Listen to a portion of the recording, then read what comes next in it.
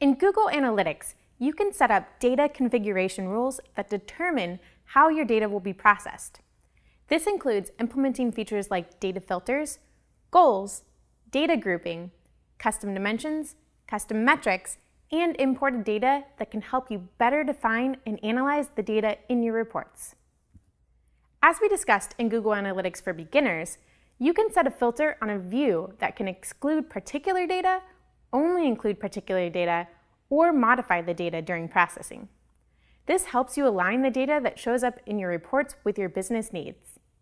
Filters are essentially rules that Google Analytics applies to the data during processing.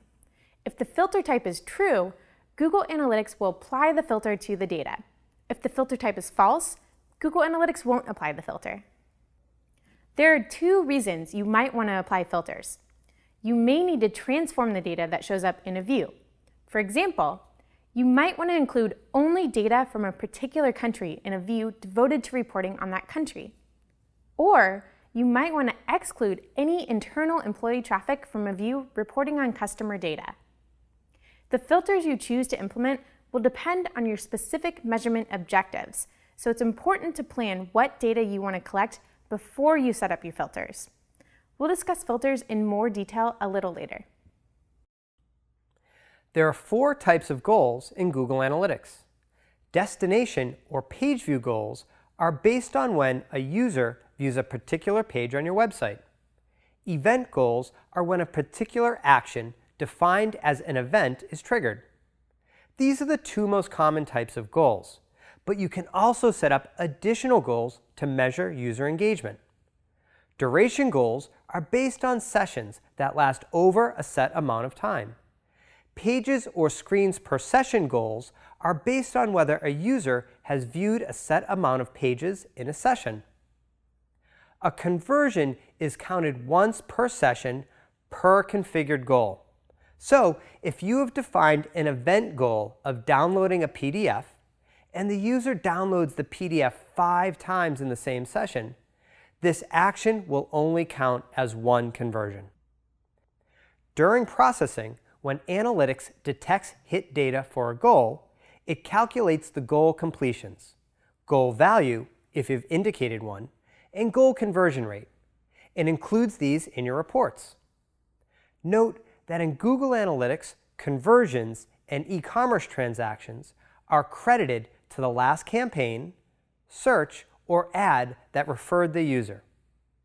You may want to organize the data you collect in different ways than the standard Google Analytics reports. Channel groupings let you organize your data into customized channels, while content grouping lets you aggregate metrics within reports based on the organization of your website. You learned about dimensions and metrics in Google Analytics for Beginners, but you also can create your own dimensions and metrics in Analytics, called custom dimensions and custom metrics. Custom dimensions help you define a group of metric data that's specific to your business and then apply that as a dimension across your reports. Custom dimensions can be used as a secondary dimension in standard reports, a primary dimension in a custom report, or as a segment. We'll discuss custom reports and segments later in the course. Custom metrics can be collected for any standard dimension or custom dimension that can't be measured by any predefined metric in Google Analytics. You can also upload your own data to Google Analytics, including hit data, extended data that is stored in a custom dimension or custom metric, and summary data that lets you sum up any uploaded metrics. Typically, this information is exported from an offline business tool, like a content management system or customer relationship management system, into text files. Data import lets you combine this offline data to the hit data that Analytics collects from your website. This will allow you to include your own business-specific data you collected independently to give you more context and insight in your reports. These are only a few of the features you can configure to help customize the data you collect for your business. Note that you'll need to set up these data configuration rules prior to your data being processed.